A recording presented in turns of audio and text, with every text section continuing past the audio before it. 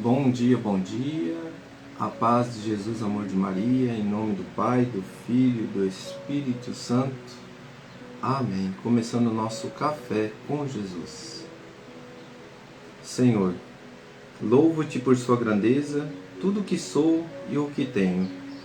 Louvo por sua bondade, onde reconheço que através do que é bom, encontrar somente em ti o verdadeiro sentido do amor. Deus meu Deus, eu te adoro, eu me entrego ao seu querer. Consagra a minha vida, Senhor, consagra a minha casa, a minha família, o meu trabalho, tudo que tenho. Ao seu comando inclino todo o meu agir, o meu proceder a vós. Deus meu Deus. Queridos irmãos, nós estamos no índice analítico falando sobre o agir diante do nosso Senhor Jesus. O ministro age na pessoa de Cristo. Hoje é o último parágrafo deste ensinamento. O ministro age na pessoa de Cristo, no parágrafo 1584. Hoje vai tirar aquela dúvida que muitos nós cristãos, católico, apostólico, romano, temos no nosso coração quando diz assim: se o padre que estiver ali no altar estiver em pecado, e eu sei do pecado dele, eu sei de uma ação dele, e naquele momento ali está sendo consagrada a Eucaristia, está valendo tudo aquilo, pois se ele está em pecado, como é esse agir, como que Deus promove tudo isso? Queridos irmãos, o nosso Deus, sabendo das nossas fraquezas, sabendo das nossas limitações, Ele nos concede a graça de vivenciarmos junto com Ele um caminhar. Mas Ele nos deixa bem claro, para perdoar 70 vezes 7, como Ele disse para Pedro, mas quem cabe o julgamento é Deus. Nós cabe a salvação, buscar a salvação. E o que é a salvação para o verdadeiro cristão? A salvação não é ter medo do inferno, a salvação é estar unido com Deus. Então, quando eu vou ferir o coração de Deus com o meu pecado, eu não quero isso, me afastar de Deus, não quero ter aquele sentimento da ausência de Deus no meu coração, porque eu quis. Então eu quero me aproximar, eu confesso, vivo os sacramentos, eu peço perdão, eu vivo a unidade do amor dentro da minha casa, eu erro, eu luto. Sabe, irmãos, é assim. Teremos luta, teremos batalhas, teremos neste mundo. Nós só vamos estar na paz definitiva, lá na glória com o Senhor. Aquele que acredita na palavra de Deus, você vai entender o que eu estou te falando. Aqui, meu irmão, é uma briga constante, é uma luta. E, como disse o irmão ontem lá, o orgulho é um grande problema para que este coração se envaideça e não queira se reconhecer pecador. Aí, meu irmão, cabe a esta pessoa, cabe a ela ter o seu entendimento com Deus. Quem está ali no ministro da ordem, que seja o Papa, que seja o Bispo, que seja o Diácono, o Padre, né? Mas quem estiver ali direcionando aquele momento, mas lembrando, né, conforme o grau da ordem, né, que está ali ministrando o momento ali do sacramento da Santa Eucaristia, do sacrifício eucarístico, é o da segunda ordem, que é o Padre e os Bispos, né? Então, queridos irmãos, diante desse mover, o parágrafo 1584 vai nos dizer assim: como afinal de contas, quem age e opera a salvação de Cristo, que nos apresenta a salvação, que faz aquele momento ali do sacrifício eucarístico, vamos lá para a Santa Missa, naquele momento ali, por intermédio do ministro ordenado, a indignidade deste não impede Cristo de agir? O que significa a palavra indignidade? É quando a pessoa está agindo errado, quando ela está em um pecado, quando ela agiu errado com o irmão, ela se irou com o irmão, tratou mal o irmão. Pode acontecer dentro da nossa comunidade, os padres, o bispo, pode. No momento dele ali, ele agir de uma forma áspera, ele falar agressivo, ou as pessoas souberem de alguma coisa que o padre está fazendo errado. E aí, meu irmão, a pessoa já fala assim: ah não, eu não vou lá comungar com esse padre, eu não vou lá na Santa Missa onde está esse padre celebrando. Aí que nós corremos um grande erro. Por quê? Por que é a Santa Missa? É o momento que o ministro da ordem, que ele está ministrando ali. Então, para que a gente possa entender, Santo Agostinho vai dizer assim, é a continuação, tá? Santo Agostinho diz, isso categoricamente, o ministro orgulhoso deve ser colocado junto com o diabo, mas nem por isso é contaminado o dom de Cristo, que por esse ministro continua a fluir em sua pureza e por meio dele chega límpido e cai em terra fértil.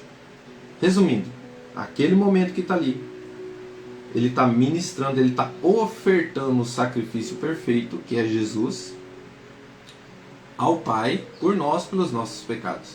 Então ele está ali, se colocando junto com Cristo, ofertando o próprio Senhor, Jesus Cristo, esse sacrifício perfeito que é em memória, a gente sempre faz na Santa Missa, porque, irmão, a gente já falou disso. No Antigo Testamento era ofertado o cordeiro, aquele imolado, né, aquele cordeiro que ia ao matadouro, né, sem pecado, como diz a palavra, é o próprio Senhor Jesus Cristo, é a profecia. Então ele se colocou por nós, pelos nossos pecados, o sacrifício perfeito de Deus, é o próprio Deus, na nossa humanidade, se colocando sem pecado pelos nossos pecados. Então o momento da Santa Missa, o momento do sacrifício perfeito, é o único intermediador, ele é o único, por isso que nós da Igreja Católica temos ele como único intermediador. Por quê? Que você é digno de se ofertar sem pecado? Não, o único sem pecado é o nosso Senhor. E ele se oferta toda a Santa Missa ali no altar, a partir do ofertório, pode prestar atenção. É ofertado para o Pai, para Deus, o seu Filho. Eis o Cordeiro de Deus que tira o pecado do mundo. E nós respondemos o quê? Senhor, eu não sou digno. Então a partir do momento do ofertório, meu irmão, é aquele momento que nós vamos adorando a Deus e falando, Senhor, obrigado. Senhor, é o sacrifício perfeito sendo oferecido pelos meus pecados. E ali o padre está ministrando aquele momento ali junto com Jesus, na persona de Cristo, unido ali a Cristo, a Ele, né? Fazendo um momento ali, se ofertando ali o nosso Senhor ao Pai, por mim, por você, pelo teu pecado. Então naquele momento, é o momento de você conversar com Deus, é o momento de você reviver esse momento, ofertar ali o nosso Senhor. É forte, né, irmão? Você está ofertando Jesus pelo teu pecado. Você está crucificando Jesus pelo teu pecado. O sangue está sendo derramado ali novamente naquele momento ali, mas a gente sabe que Jesus já ressuscitou, mas nós ofertamos ali esse sacrifício perfeito, que a perfeição é o próprio Cordeiro imolado sem pecado por nós, pelo meu pecado. Por isso, nós fizemos o ato penitencial antes, nós refletimos os nossos pecados, nós ouvimos uma palavra, nós refletimos, e aí a partir daquele momento nós centralizamos o nosso coração, aquilo que nós vivemos de errado durante a semana, aquilo que nós pecamos, os pecados veniais, né? Bem lembrado, se estiver em pecado mortal, eu tenho que passar pelo confessionário e antes de eu comungar, porque senão, como diz Paulo, é uma comunhão, eu estou comungando a minha própria condenação, porque Deus está vendo que você está em pecado mortal. Pecado mortal, ferir os 10 mandamentos. Venial, aqueles pecados da ira, da gula, da soberba, do orgulho. Aí eu cometi esse pecado, não defraudei irmão nenhum. Nesse pecado eu senti muita raiva, mas naquele momento ali eu reconciliei. Aí ali eu falo, Senhor, me perdoa no ato penitencial, por essa ira, por essa gula, por essa soberba. Senhor, liberta-me, Senhor, desse pecado. Aí ali no ato penitencial você entrega esse momento. Ah, eu fiquei com raiva do fulano, me deu muita raiva. Aí você vai entregando esses momentos. Sabe, irmãos? E por isso que a gente tem que entender que o mover de Deus na Santa Missa é um mover de você silenciar, é um mover de você viver aquele momento. Aí como que você vai estar ali se alegrando, sendo que é um momento que você está ofertando o Senhor ali pelos teus pecados? Ô Senhor, né? A maior alegria ali ofertando. Irmãos, que a gente possa ter um entendimento. O mover da Santa Missa, o mover do sacrifício eucarístico. Lógico, depois, a hora que a gente comunga e a gente ressuscita com Cristo, a gente ressuscita ali renovado, né? Aquele momento que a gente se levanta ali, anunciando, né? Anunciando a ressurreição, anunciando a tua vitória, anunciando a vitória sobre o pecado. Mas cada momento da Santa Missa é único, meus irmãos. Então que a gente possa entender o padre naquele momento, se ele estiver assim, está ocorrendo o sacrifício perfeito. Porque Jesus, ele jamais vai ser imperfeito. Então, por isso, o padre que está ali naquele momento, se ele tiver algo, depois, meu irmão, ele vai chegar lá e vai bater na porta. Senhor, eu era o padre, eu fazia, quantas missas celebrei em teu nome? Não te conheço, servo mal. Por que Jesus fala essa parábola? Porque ele fala que todo aquele que anunciar, anuncie com retidão. Todo aquele que anunciar, seja fiel a Deus. Mas isso não impedirá que nós fiéis, que nós leigos, fiéis não, que nós leigos que estamos ali na Santa Missa, estaremos sendo prejudicados diante de uma ação, não. Ali naquele momento, se você sabe alguma coisa do padre, se acontecer alguma coisa, nós já estamos bem cientes. Vai até o padre, converse com ele. Tenha coragem. Não fale mal dele pelas costas, fale para ele. E é isso que nós aprendemos, que ultimamente nós estamos ouvindo muito.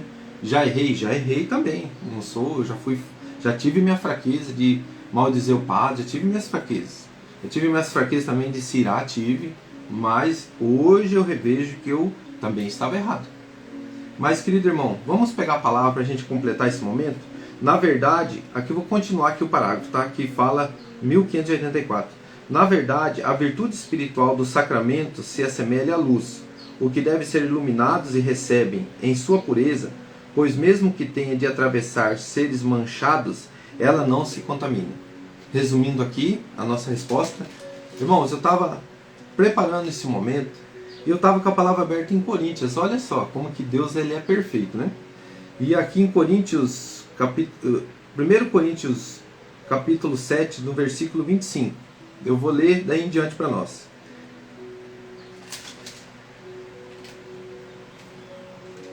Não, 1 Coríntios 9. Eu falei, opa, estava falando matrimônio. 1 Coríntios 9, do versículo 1. Paulo diz assim: não sou eu livre? Não sou apóstolo? Não vi Jesus, o nosso Senhor? Não sois vós a minha obra no Senhor? Se para os outros não sou apóstolo, ao menos para vós o sou, porque vós sois o Senhor, o selo do meu apostolado.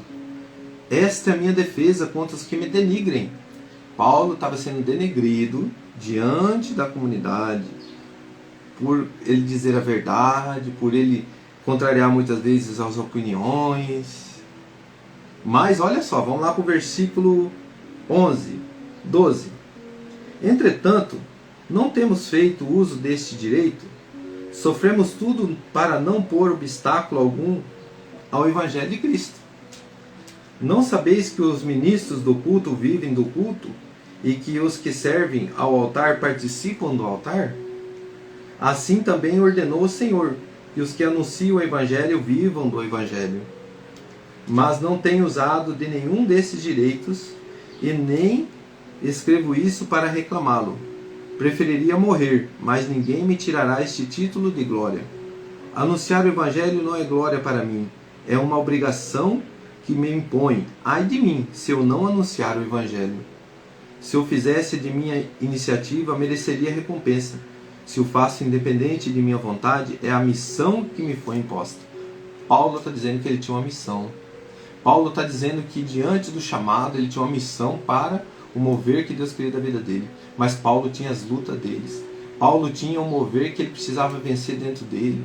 Paulo sabia que muitas coisas enfrentaria, mas ele estava unido a Cristo. Assim, querido irmão, eu acredito também que os nossos sacerdotes, os padres, todo aquele povo que está ali à frente, lutando, indo à frente, cabe sim ao nosso pároco ele direcionar o seu povo, mas é povos que têm as suas fraquezas, são povos que têm as suas limitações, são irmãos que vivem e convivem com o pecado, mas que estão na luta diária. E aí não cabe a nós o direito de julgar e condenar aquele que está lá à frente, a não ser que o pecado dele seja visível, que sejamos bem conscientes também. E esse pecado visível que ele está cometendo, por exemplo, a pessoa ela vive embriagado, embriaguez total, e ela chega embriagado lá para servir, por exemplo, no altar. Ali cabe ao padre não deixar, não permitir, porque é um pecado visível que está acontecendo. E assim tem vários pecados visíveis, o adultério, o homossexualismo, tudo, se é visível, se a pessoa já se assumiu, a pessoa já está ali, ele tem que ser acolhido? Tem. Nós não vamos deixar de acolher, nós não vamos deixar, porque eu sou pecador, eu fui acolhido. Mas cabe a essa pessoa conscientizar, rever o seu agir, e ali junto com a comunidade ela mudar o seu pensamento, lutar com que a igreja ajudar, com que o pároco te orientar, e ali depois você retorna novamente o teu servir. E cabe a nós julgar, porque também a pessoa vê o irmão lá à frente, depois não vê mais, depois vê de novo, fala, esse cara está fazendo isso, a mulher está fazendo isso, e hoje está lá de novo, está lá. Mas não sabe que a pessoa já renunciou, que a pessoa já negou. Então, querido irmão, não cabe a nós julgar, cabe a nós dialogar, conversar com o pároco, conversar com os padres. E nós, leigos, o papel o quê? Tem qualquer situação que adverse o teu coração? Conversa com o padre. Não fale mal da igreja pelas costas. Por quê? Porque você está ajudando Satanás a dividir e não a somar. Amém? E Paulo, finalizando o que Paulo diz, lá no versículo 22. Fiz-me fraco com os fracos, a fim de ganhar os fracos. Fiz-me tudo para todos, a fim de salvar a todos. E tudo isso faço por causa do Evangelho, para dele me fazer participante. Paulo se colocou com os fracos para ser fraco. Paulo se colocou com os fortes para ser forte. Assim, irmãos, muitas das vezes você vai ver os padres, o bispo, agindo assim, se colocando junto com essas pessoas que para muitos é imperfeitos, mas o sacrifício perfeito está sendo oferecido, ofertado na Santa Missa, que é o nosso Senhor Jesus. E querido irmão, nós só herdaremos o reino de Deus se nós nos unirmos a esse sacrifício perfeito. De que forma? Comunhão eucarística. Se eu comungo, eu tenho que estar em estado de graça. Pronto. Consciência, cada um. Leigo, confesse, vive em estado de graça. Viva a graça dentro da sua família, o amor, o respeito, a mansidão, que nós vamos ver daqui a pouquinho no Evangelho. Você quer dar o reino de Deus? Bem-aventurados os mansos e humildes de coração, porque deles é o reino de Deus. É o que nós vamos ver agora, daqui a pouquinho no Lectio Divino. O lobo no meio das ovelhas, como ovelhas no meio de lobos, o Evangelho diz hoje, é aquele, o lobo é irado, o lobo maltrata, mas nós estamos aí. Então, se eu quero herdar o reino de Deus, seja como essa ovelha, enviada, mansa e humilde. Então, um coração manso não se ira. E aí, meu irmão, é convivência, é família, é o reino de Deus. Mas para nós chegarmos ao céu, temos que estar unidos a Cristo. Para eu me unir a Cristo, estado de perfeição de Cristo. Com Ele, pedindo perdão, revendo meus conceitos, melhorando cada dia. A santidade é isso. Todos os dias eu preciso fazer meu lecto divino, preciso fazer meu exame de consciência, preciso melhorar. Aquele que não consegue melhorar é o orgulhoso. O orgulhoso, ele não aceita ajuda. O orgulhoso, ele é o melhor. O orgulhoso nunca erra. O orgulhoso nunca pede desculpa, nunca pede perdão. É esse orgulhoso que é citado ali no Catecismo. Que Deus abençoe. Pai nosso que estais no céu, santificado seja o vosso nome. Venha a nós o vosso reino, seja feita a vossa vontade, assim na terra como no céu. O pão nosso de cada dia nos dai hoje. Perdoai as nossas ofensas, assim como nós perdoamos a quem nos tem ofendido. E não nos deixeis cair em tentação, mas livrai-nos do mal. Amém. Louvado seja nosso Senhor Jesus Cristo, para sempre seja louvado. Em nome do Pai, do Filho e do Espírito Santo. Amém. 5 minutinhos nós vamos fazer nosso lectio divino. Que Deus abençoe.